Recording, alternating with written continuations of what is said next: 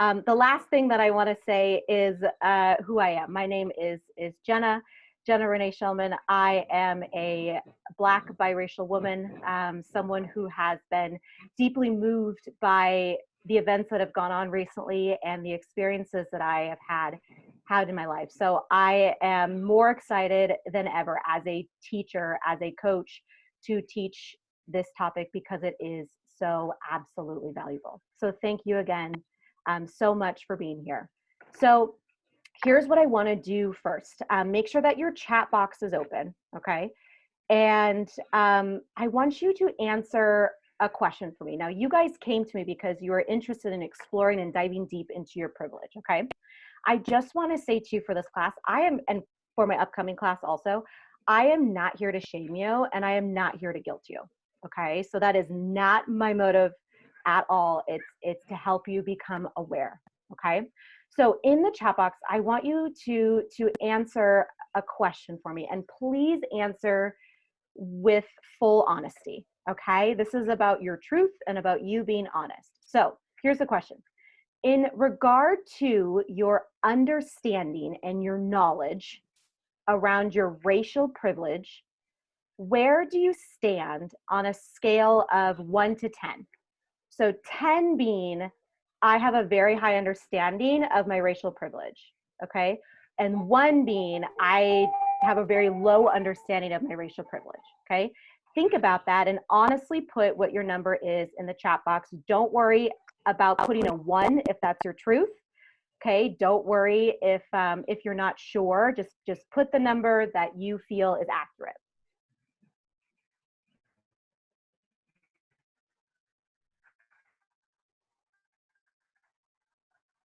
Okay.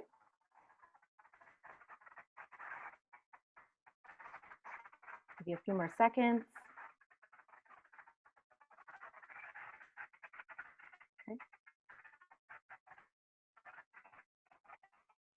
Okay. Okay. Thank you. Thank you so much. I'm going to start off by sharing 2 stories. So this is the first story. The first story was when I was in college a long time ago. And I attended a predominantly white Christian school down in Los Angeles. And there was, yes, please stay muted. Thank you, Erin. There was one year that I dated a very nice, very tall, very handsome white man, okay, who played for the college baseball team. And for the first few weeks, it was so much fun. One of the reasons was because we had a really good connection and we spent a lot of time together. We had similar types of humor and whatnot. He was a good guy. We were having a great time. And then one day he brought something up to me and I could tell, my intuition, my gut was telling me that something was wrong. And I said, "Is everything okay?" And he proceeded to tell me that his baseball team was giving him a hard time. And so I said, "About what? What are they giving you a hard time about?" And he was really nervous and really anxious to say this, but he said, "Well, they're giving me a hard time about you." And I said, "Well, what about me?" Even though I already knew.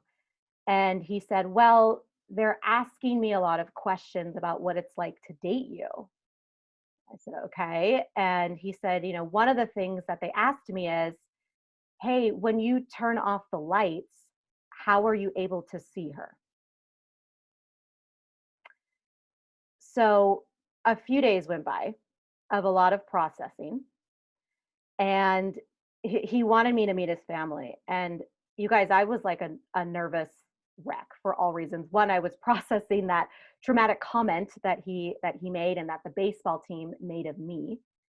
And then I was also so nervous because I was meeting his family, who now I believed had maybe racist opinions, right? And the only thing I could think about, right? This was in my early 20s, you guys, maybe I was 19, something like that, when people pleasing was my thing. That was my jam, people pleasing. And the only thing I could think of was, I really hope that they like me because I'm Black. That's the only thing I thought about. I hope they like me because I'm Black.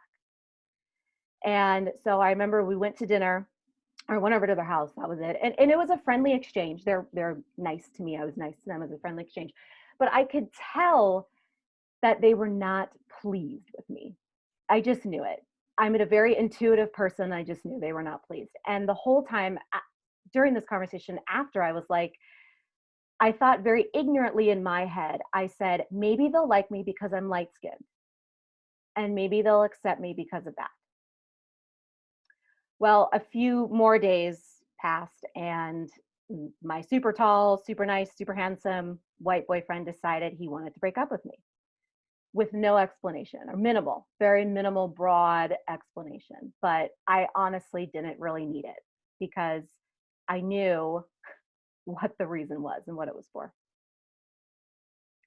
So the second story I want to share was actually a little bit more recent, probably about a year ago, when I was working for my past employer. And I was running a team at this time in a large corporation. So one of the women that I hired on my team was this beautiful, beautiful, dark-skinned Black woman. Okay, her and I had a really good rapport. And one day she came to me and she said, "Hey, can I meet with you? I want to ask you a serious question." And so if any of you are hiring managers, okay, anytime someone on your team comes to you and says that, you are like, right, what are they going to ask me? Okay, because I cared about my team, I cared about their feelings and their thoughts. And so we met, and I was nervous, but I obviously just listened. And she said, she was really nervous, you guys. And she said, "Jenna, can I braid my hair?" And my first response was, "Absolutely. But of course you can braid your hair," right? I was so confused by why she was asking me that question. And then as soon as as my words came out, I started to recognize that this had to do with race. And so just so I was clear, I said, "Hey, why did you ask me that question? Just out of curiosity."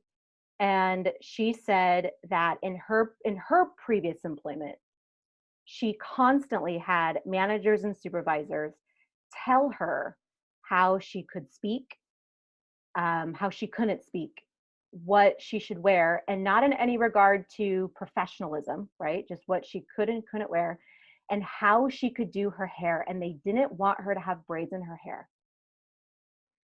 And after she told me that, I got it. I understood, because I thought back and I said, okay, I've definitely been discriminated against multiple times. One, for being a woman, and two, for being a woman of color. But I have never had an employer, tell me that I could not look how I wanted to look with this skin color, right?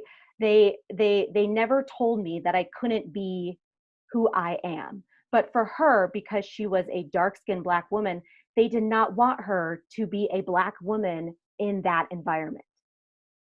And I understood my privilege in that moment.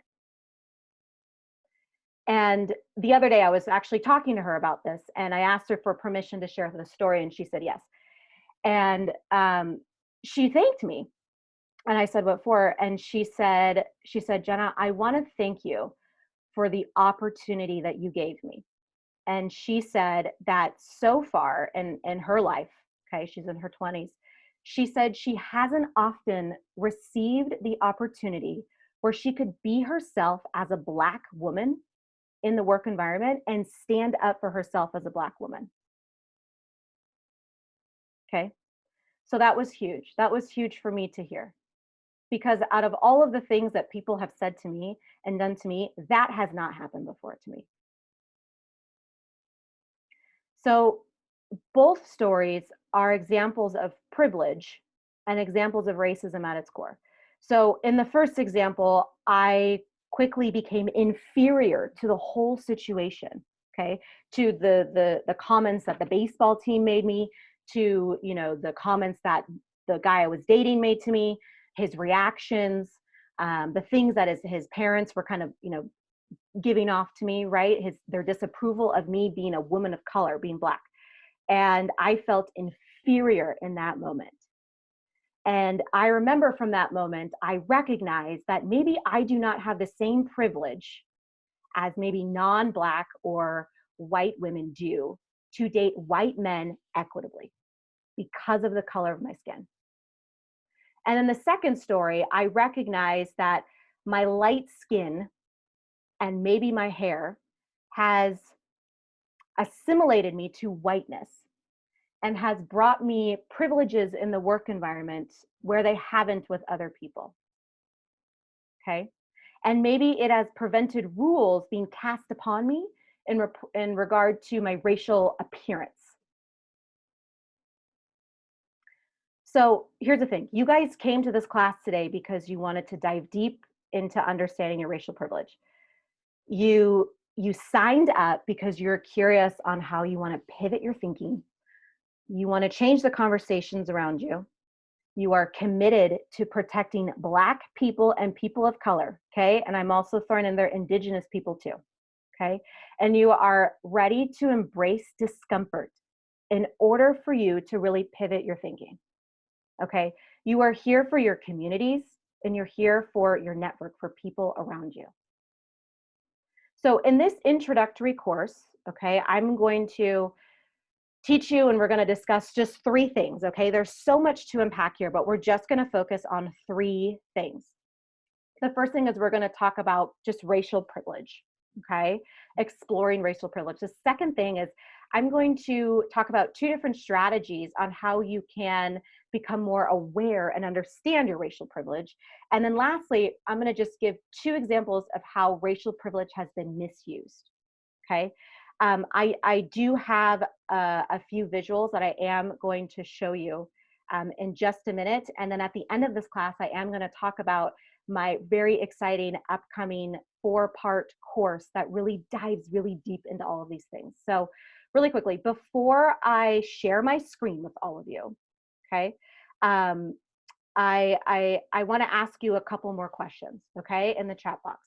So a couple questions for you. Okay, 3 questions.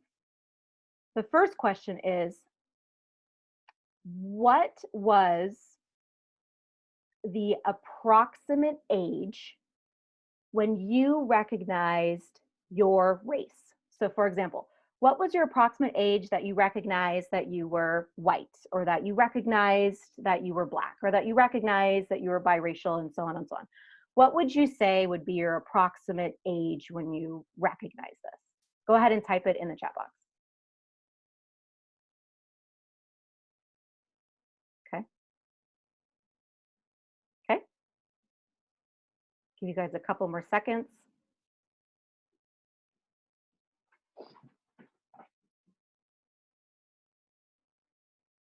Okay. The second question I'm going to ask you, okay, the second question I'm going to ask you now is type in the approximate age when you were aware of the fact that there were different races or that people had different skin colors than you. So when were you aware of this? When were you aware that people had different skin colors or that they were different races? Okay. Couple more seconds. Okay. Okay. Last question for you. Type in the age when you became aware of the fact that there was an opportunity gap between races. And be honest. Be honest. Thank you for your honesty. Thank you. I'm seeing a lot of people in their teens, their 20s. Thank you. Thank you for your honesty. Okay. Okay. I'll give you a few more seconds. I'm not here to shame you guys. It's okay. Just be honest. Okay. All right. I'm going to switch really quickly to my shared screen. Give me 1 second here.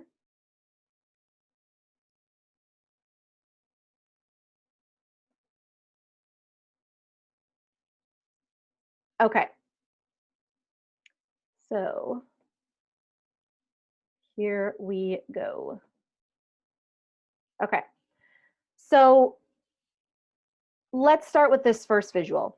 So in order to understand racial privilege, you need to become aware of the fact that it does exist, that privilege does exist, and that racism does exist. So the first step in all of this is honestly just awareness. Okay? It's unveiling the curtain. That's what it is. Okay? That there are policies and systems in place that oppress a marginalized group of people. Now, I also want to stop really quickly here too, because for this particular introductory class, we're not going to get into privileges and oppression in regards to other groups of people, such as women and people of different classes and religions, and LGBTQ. Okay, that is a whole other bucket. We will be touching in on those things, but for this introductory class, we're just going to talk about racial privilege. Okay, so the very first step is awareness. Now, throughout this introductory course, I'm going to use techniques as a coach and techniques in teaching to ask you a lot of powerful questions for you to reflect upon. Maybe they're tough, maybe they're not. Okay, that's basically what I'm going to do. But awareness is really just the first step. It's unveiling the curtain, unveiling the curtain. Okay, so a lot of you may have thought that racism is a thing in the past, or that racism only exists in the South of America. Now, also, by the way, I know that there are a couple people on here that are not in America. You're in a different country. Okay, I welcome you. So if I'm using the word America or American, I want you to just use whatever country or country of origin that you're in to substitute that. Okay. So I want to ask you 3 different questions that are going to challenge your awareness. Okay. And you are more than welcome to take a screenshot of this, okay, and save it and journal and really reflect upon this later. Okay, so here's my first question, okay, that I'm going to ask you. The first question is, and let me just move this over really quickly. The first question is, what does it mean to be white in America?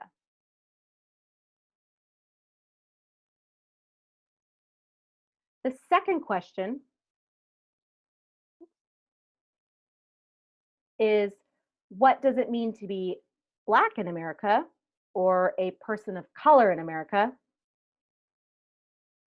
And finally, hopefully you can see this last question here, but it's, what does it mean to be American? So 3 different questions. What does it mean to be white in America? What does it mean to be Black or a person of color in America? And what does it mean to be American? Like I said, if you're from a different country, just put your country of origin in here. Okay, what does it mean? So here's the thing.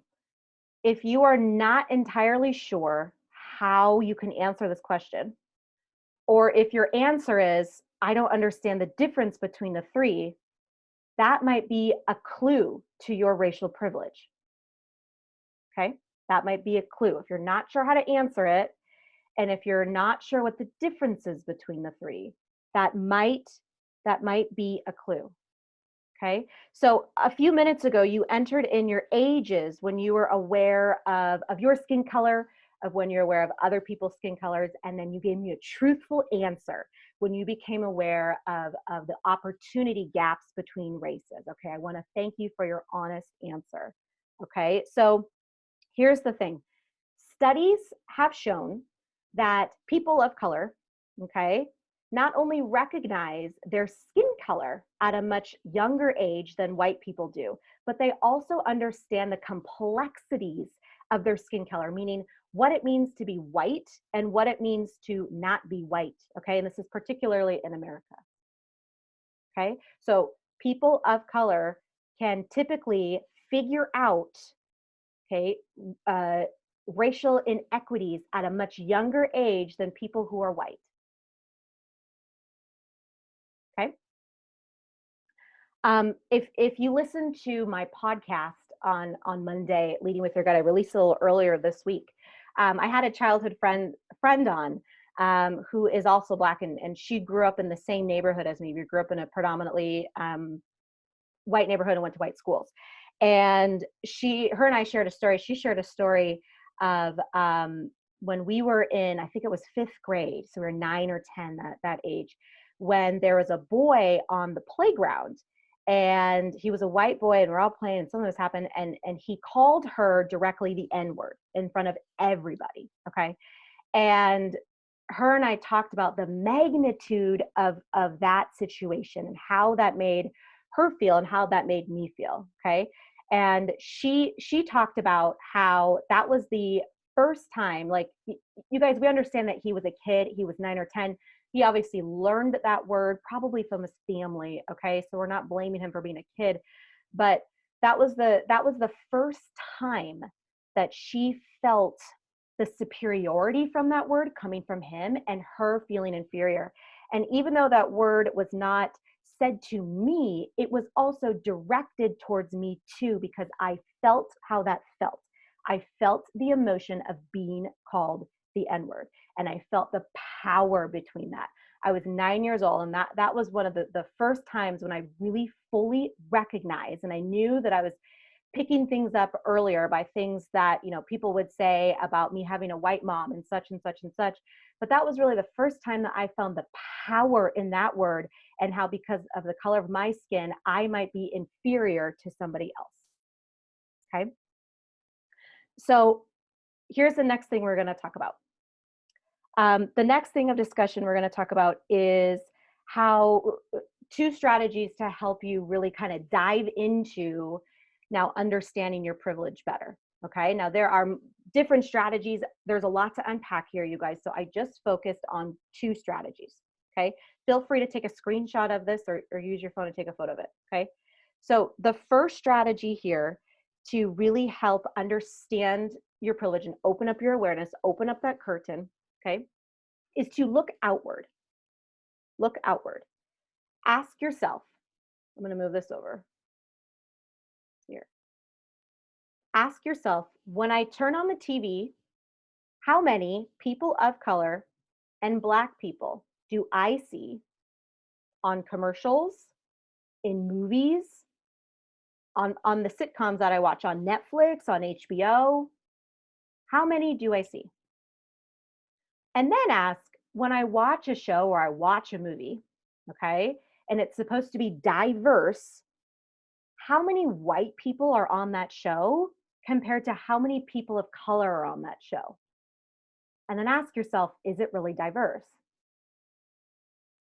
Okay. Second question here. Second question is, when you were growing up, how many Black teachers did you have? And if you are parents and you have kids, ask yourself, how many Black teachers do my kids have? Or how many have they had? Just think about it. And the last question I want to challenge you with for looking outward is, think about this. What groups of people are in political power? Okay. Who are the people that are running large companies? Who are the people making massive decisions? Who are the people writing curriculum for our kids? Okay. Who are the people writing policies and creating policies and building systems? Who are they today? And then who were they yesterday also? Who are these groups of people? Okay, just 3 questions to ask yourself to look outward. Okay. The second strategy is to look inward. Okay, now it's time to look inward at yourself. Ask yourself this: on average, how many times per week am I discriminated against because of the color of my skin? On average, how many is that? Okay, that could mean a subtle racist remark. That could mean, feeling inferior to a system that's in place. How many times? That could be a comment, whatever it is. Okay. Second question is, how many times have I had to abbreviate or change my name for a job in fear that the employer will overlook me? How many times have I had to do that in my lifetime?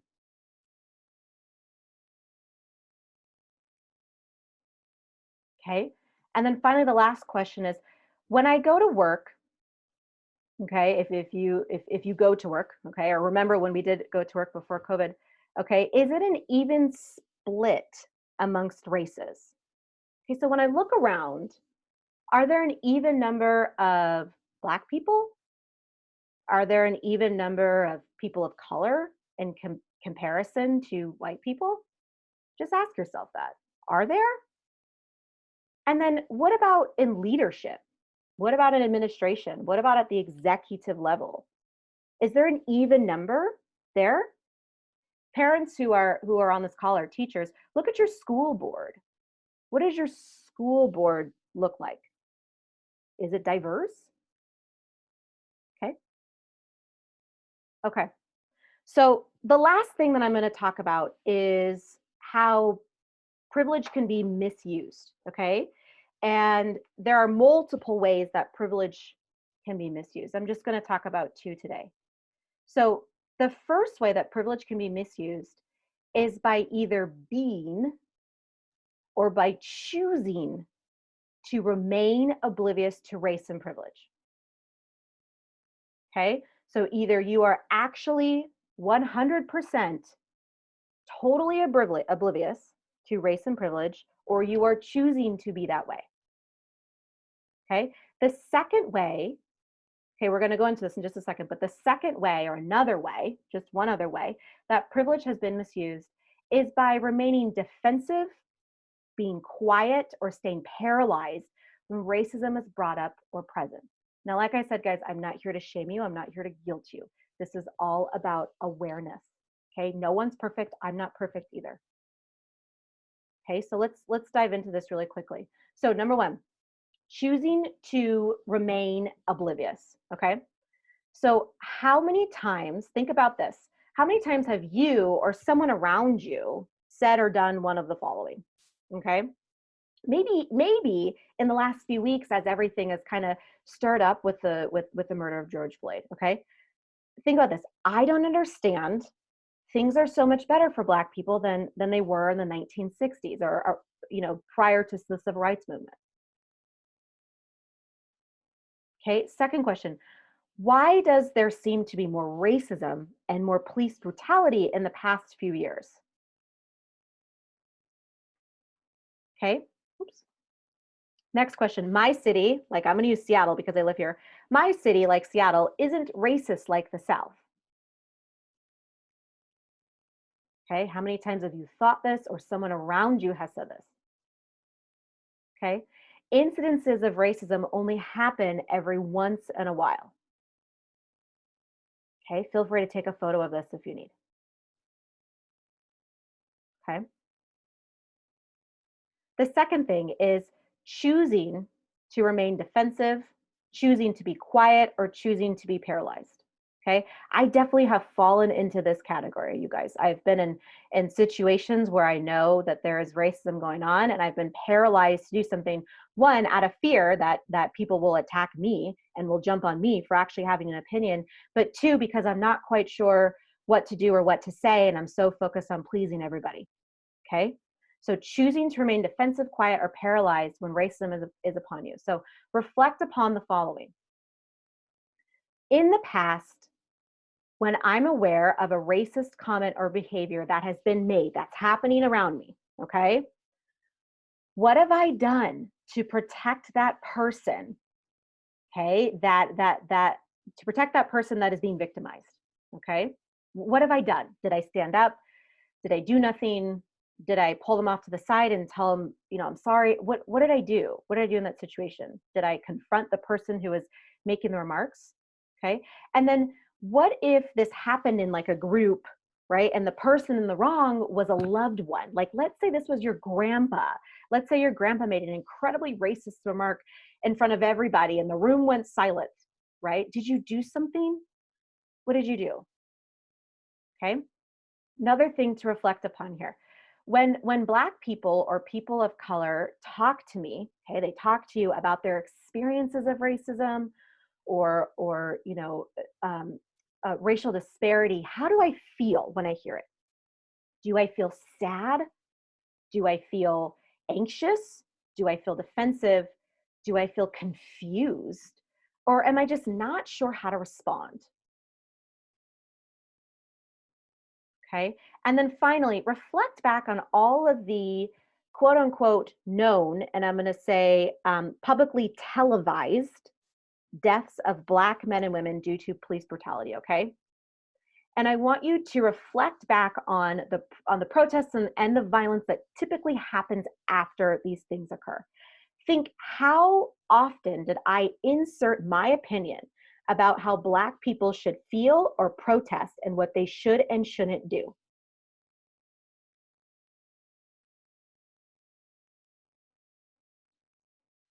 Okay, so those are three things we're going to go over. That was a lot to unpack. Okay, and I want you to notice too that I haven't really presented much data. Okay, I did that for a reason. I wanted you to explore using these questions about what is around you, outward and inward.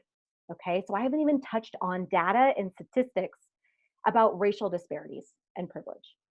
Okay, so I'm going to stop sharing for a quick second here. Just press stop sharing.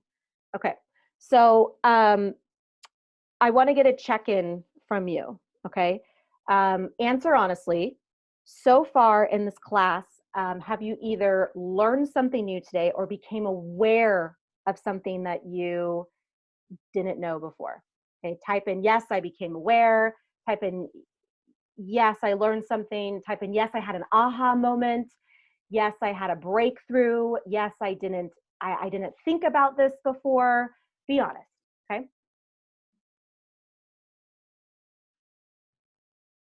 Okay. Awesome. Okay. I'm gonna go. I just have a couple more visuals for you. I'm gonna go back to, okay, really quickly. Give me 1 second here.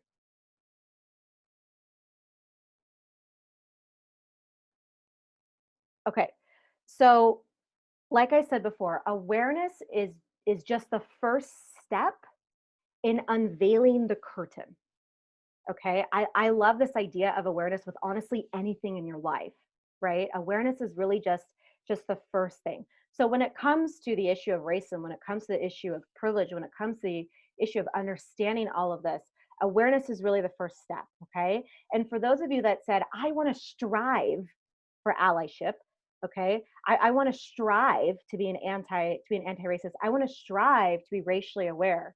Okay, I want you guys to understand that this topic right now is not a trendy topic. I know it's trending right now on the news, but it shouldn't be a trendy topic. If you really want to be aware, if you really want to strive for this and be a better person, this is an ongoing dialogue, an ongoing conversation that you are going to be committed to having. Okay, so once justice is done for George Floyd, for Ahmaud Arbery, for Breonna Taylor, and Tavares, all the other previous people who have been killed, this doesn't mean that this conversation is done, you guys.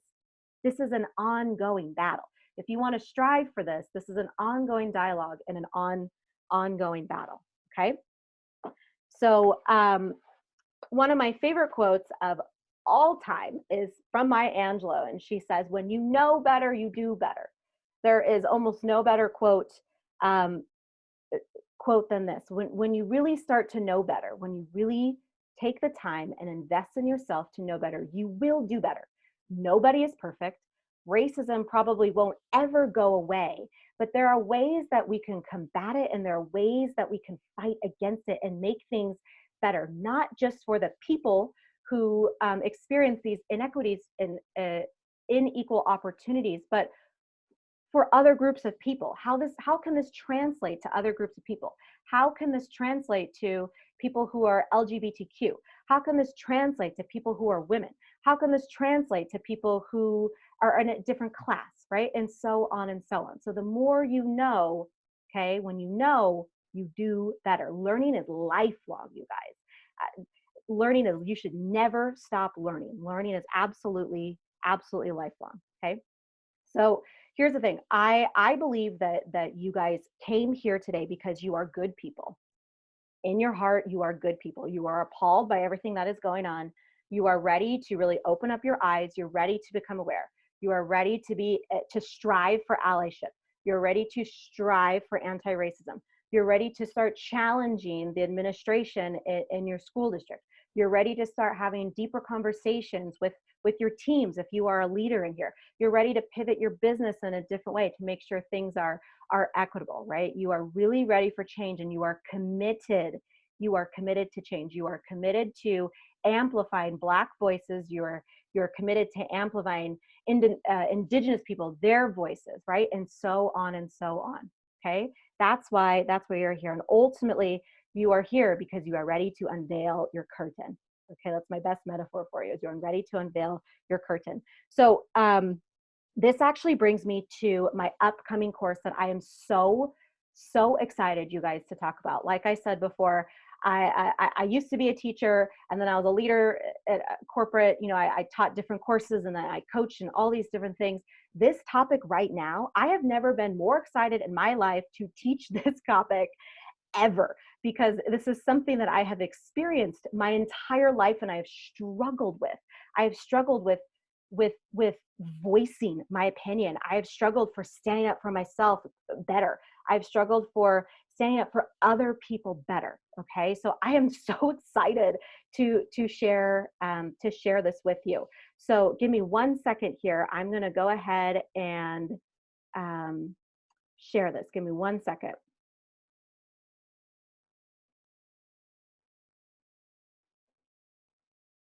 Let's see here. I'm going to go back to stop sharing really quickly. I'm going to put this link right now in the chat box, okay? And if you want to follow along with me, that's okay. Hold on, let me just paste it really quickly.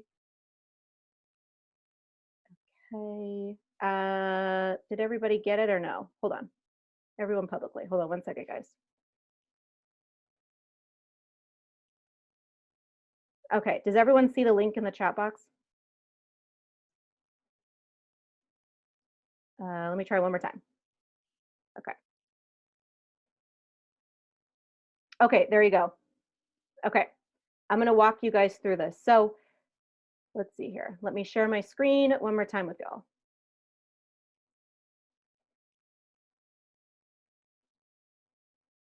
Okay, so here's the link. You can follow along now, or you can open it up later. It's going to be in an email that you're going to get in about 25-ish minutes. Okay, so here is my upcoming course, okay, that I am so excited to be teaching. I'm beyond excited to be teaching this. So here's the main question for you after today's lesson and today's awareness that you had. Okay, right now you took a step to unveiling your curtain. Now, are you ready to take the next steps to unveiling your curtain to privilege and racism? Awareness, you guys, today's class is not it, okay? Today's class is just a step. It's just one step, okay? So think about this. Now that you've taken this step towards understanding your racial privilege, okay, are you ready to dive deeper now? Are you ready to dive deeper? Are you ready to dive deeper into the acknowledgement that it takes, the acceptance that it takes? Okay, are you ready to go into the action that it's going to take from you? And finally, are you just committed to doing better? Okay, these are your next steps. Are you ready to strive to be an anti-racist and to be an ally in your community? Not just right now while this is quote unquote trending, maybe for some people, but for lifelong. So you can take this knowledge and you can apply it to other marginalized groups of people, okay, that have unequal systems and processes in place for them. Okay, so if this is you, everything starts with you, you guys. It starts with you. The change starts with you. Now, like I said, I did not talk about statistics today. There's a lot of data out there. All I did was just ask you to explore. Here are just 3 numbers, 3 statistics that I just pulled up from inequality.org. So the first one, where it says 2%, it says the median Black family today owns $3,600, just 2% of $147,000 of wealth that white median families own. Whoa, okay? The second one, $611. In 2014, white women earned about $734 a week, Black women earned $611, and Latina women earned $548, okay? Now, the stat that's not in here is what about white men? It was over $1,000. But look at this right now. This is the importance why we need to amplify Black women and their voices, because they're in a whole other category of being marginalized. Okay, so look at this. This means that Black women and Latina women earned 83% and 75% respectively of a white woman's weekly earning. Okay, if you are a white woman out there, you need to be amplifying these voices. Okay, you are already being oppressed because you are a woman. What about the people of color around you? Okay, this last statistic is 7.8%. So in 2017, Black people had the highest unemployment levels, a total of 7%, okay, with Black men at 7.8% and Black women at 6.3%. You guys, I used to work in staffing. I worked in staffing for about 4 years. The national unemployment rate for staffing was somewhere around 4 to 5%. Okay, that's really, really low in 2017. 2017 was a hot year, but this group of people did not experience that. Why is that? When the rest of the country was. Okay, so these are very alarming statistics. There are just 3 of them. Okay, and examples of opportunity gaps, not achievement gaps. That doesn't exist. Okay, opportunity gaps between races. It's not that Black people and people of color aren't working hard every day. That is a bogus thing to think. It's that so many Black people and people of color are constantly fighting against systemic racism every day. Switch your thinking. Okay, here's the reality. Unless you unveil your curtain and step up as a leader, effective change cannot occur. Okay, so this is the first time in 400 years of American history, okay, that true pivotal change might occur. It actually might occur. There are some angry people on the streets right now. Okay, my dad, he is 66, 67, Black man. He has never seen anything like this in his entire life, you guys. Never. He grew up through the civil rights movement, through Rodney King, through all of it, right? Through the war on drugs. He has never seen anything like this before. This is a pivotal moment in our history. So here's my question. Are you ready to step up as a leader or are you not? So like I said, I'm Jenna. I'm a certified teacher. I'm a professional coach. Like I said, I've been deeply saddened by everything that's going on, and I'm ready to really amplify my voice and step in my truth, okay, to help you, to help people who are interested in learning. So here is what you will learn and gain and get access to, and your outcome when you join my 4-part live course that's coming up. The first one is, what are you going to learn? What are you going to gain from it? Okay, so you will continue on your journey. This is a journey, you guys. This is not like a one-stop shop. You're going to continue on your journey of understanding racial privilege by going through the stages. You started with awareness. Okay, well, now we're going to focus on going to acknowledgement, acceptance, taking action, and commitment to doing better.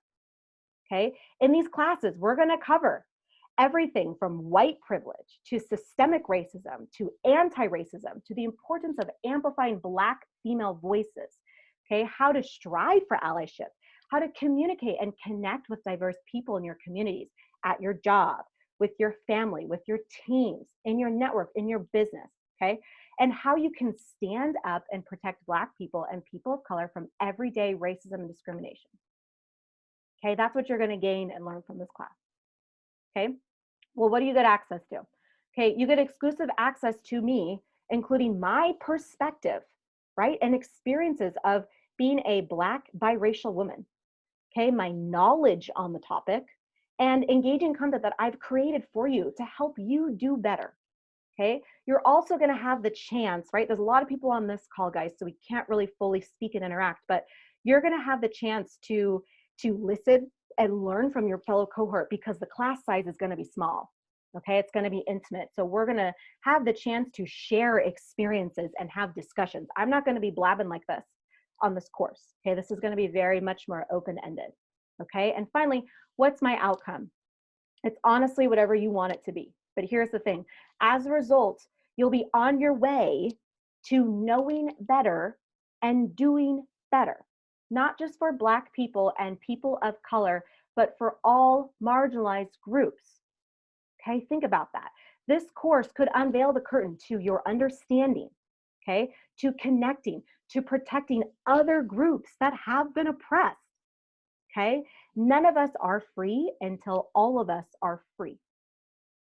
Okay? None of us are free until all of us are free. So think about this. What is the cost of your inaction? What is the cost of you not doing something like this? Think about, what will your perspective be in 3 months? What will it be in 6 months? Okay? I'm going to scroll down one more down here, and then we're going to wrap up. So here's the thing. This is really important. This course is for you if you are a leader and you're ready to strive for allyship in the workplace, in your business, and in your community. This class is for you. This class is for you if you have diverse friends and family and you're committed to protecting them. Okay? This class is for you if you're an educator and you're ready to empower your students, or you're ready to challenge your administration. This class is for you if you are a parent and you are motivated to have open discussions with your kids about race and privilege. And this class is for you if you are just you, if you are ready to unveil your curtains so you know more and you do more and you do better. Okay? This course is not for you. This is not for you if you're not open to this type of learning. Okay? If you didn't learn anything in this introductory class, this class is not for you. If you're adamant in your perspective and you just are looking to challenge me and challenge other participants, this class is not for you. And finally, if your goal is just to engage in discriminatory language or behaviors, this class is not for you.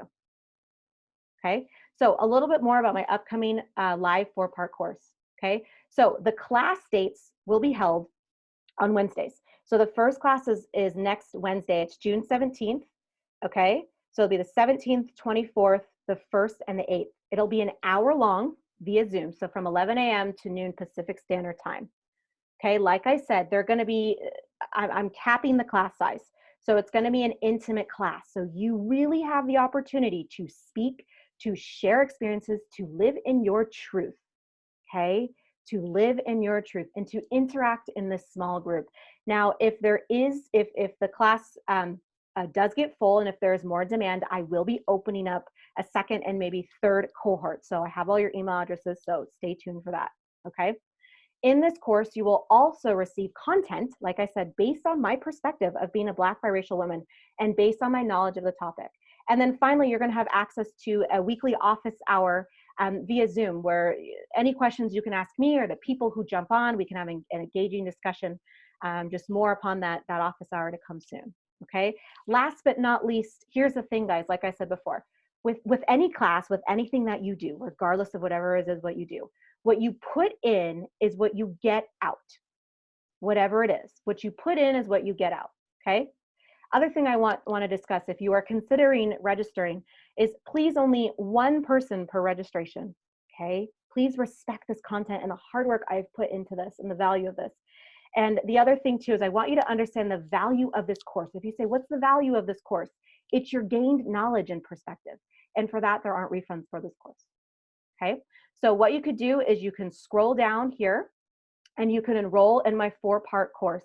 You scroll down to the bottom, the price right now, or the price is $3.99 for the 4-part course. Everything that is included in the course is in the description above, okay? So like I said, the link is in the chat box. I'm gonna put it in the chat box in just a second. I'm also gonna send out an email in about 15, 20 minutes where you're gonna have the link.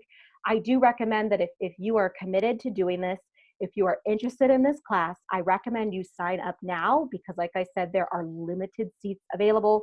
Like I said, if the class gets full, I'm gonna open up a second and maybe third class, so TBD on that. But if you want your spot now, if you see this as valuable, if you really see yourself really being engaged and doing better, right? I highly recommend that you register right now. So I'm gonna go ahead and stop sharing my screen because I have one question to ask you before I put this link back up on here again.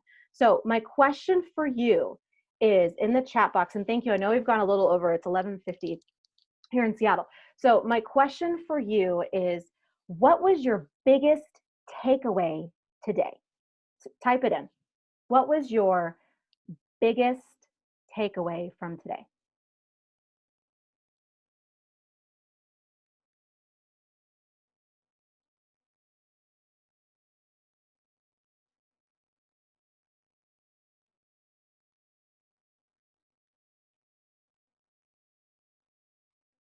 There's a lot more work to do, not remaining quiet. I have a lot to learn. Awareness is just the beginning. Awesome. Thank you. Be truthful, you guys. This is about being truth. This is not about feeling guilt or shame. Okay, feeling paralyzed. Yes. The need to find strength and courage. Yes. Yes, thank you. Thank you for listening to my stories. Looking inward. Yes. Okay. Give you a few more seconds here. Okay. Thank you. Okay, not being as quiet. I love all of this, you guys. Thank you so much. So I'm going to go ahead again. I'm going to go ahead and put the link up right now for you to go ahead and take a look at. Heads up, the platform that I'm using for this link is best optimized on a desktop and not a phone. It looks, I'm gonna be honest, it doesn't look that great on a phone. So I suggest looking at this on a desktop and sign up on a desktop, and it'll walk you through better on that way. Okay, and this will also be in an email that's going to be sent out. I think it's noon Pacific Standard Time too, with the link in it as well. Like I said, there are limited spots for this class. I hope that you sign up. I'll let you know if you're interested, and the class books up. I'll open up a different time slot for you. And last but not least, I really just want to thank you so much for being here. I want to thank you for being open. I want to thank you for letting me speak for 50 minutes. I want to thank you so much for everything, for donating and doing everything that you do. This is one step, you guys. This is one step in your unveil. Okay, one step. So I'm going to stay on for a little bit longer to answer any questions about the upcoming course. Or anything that I talked about today. If you need to go, that's great. Like I said, thanks so much. If you want to stay on and chat with me, feel free to unmute, or you can chat with me in the box. But thank you so much. Thank you.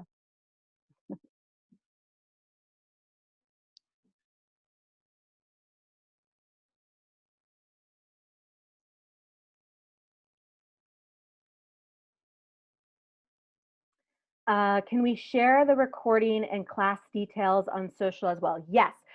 So this is recording. I will get it uploaded today. I'm going to put it on social. Once I do, I'll let you know. So you can put it on social, and then I'll have the link as well. It'll also should be in your email in about 7 minutes too, for you to share on social. Just heads up, if you're on Instagram and you're not sure how to share links, it could be a little confusing. You may have to get a link tree. If you're on Facebook or Twitter or Instagram or email, the links are really easy. Okay. What other questions do you have, or other insights that you wanna bring up or share with me? You're welcome, Colleen. Hugs to you too.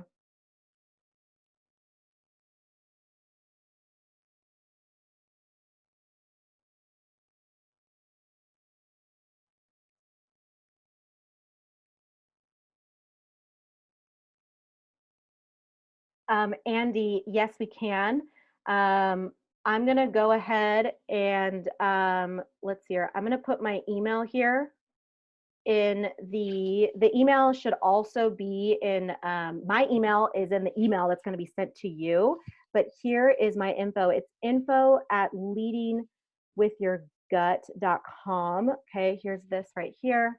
Do you offer one-on-one coaching for white business owners who want to know better and do better? So the long answer is yes, I am. There is something that I am in the works developing right now. I'm in the point in my life where I'm pivoting the way that I am coaching. And so that is actually something that I am thinking about doing. So Erin, if you or somebody else might be interested in this, email me and we can have a conversation about that.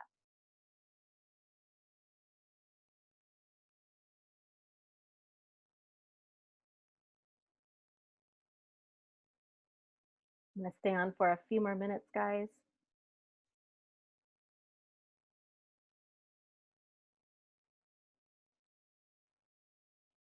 I have the same question as an employer. Should I sign up for the course now or wait for alternate content? I mean, here's the thing. If you're ready to sign up now, sign up now. You know, if there's more demand, I'm going to be watching it today. So if there's more demand, I'll send out emails and open up another class.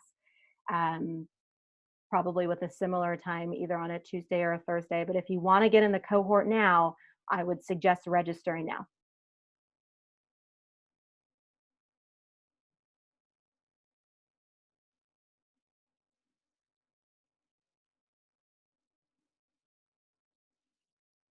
Okay. Any last questions for the people who are still on?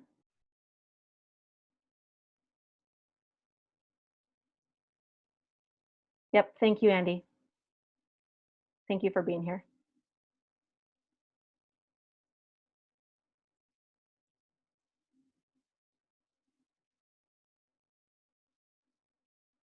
Okay, guys, I'm going to go if you're still on, and if you're typing a question, I'm going to put my email in here again.